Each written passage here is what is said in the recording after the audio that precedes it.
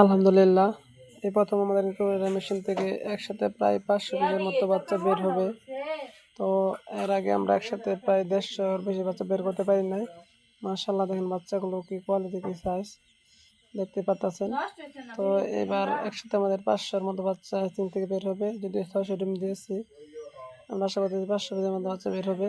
তো আজকে এগুলোর 500 ডিমে হ্যাচিংয়ে সকালবেলা নামিয়ে দিয়েছি। ঈদের নামাজ পড়া যাওয়ার আগে নামিয়ে ঈদের নামাজে গিয়েছি। তো এখন প্রায় সন্ধ্যার দিকে, তো ওই সময় দেখেছিলাম একটা বাচ্চা ফুটে নেয়। তো এই কয়েক ঘন্টার মাঝখানে সবগুলো বাচ্চা প্রায় ফুটে গেছে। তো আজকে ডিমের বয়স 16 দিন। ভালো মানের ডিম থাকলে আলহামদুলিল্লাহ বাচ্চা সবসময় ভালো হবে। তো দেখেন বাচ্চাগুলো কোয়ালিটি। তো যদি বাচ্চাগুলো এখন সম্পূর্ণ শুকিয়ে যায় নাই, কিছুটা শুকালে বাচ্চাগুলো মান আরও ভালো হবে। তো এই দেখেন মাশাআল্লাহ বাচ্চাগুলো কোয়ালিটি কি, যেগুলো শুকিয়ে গেছে।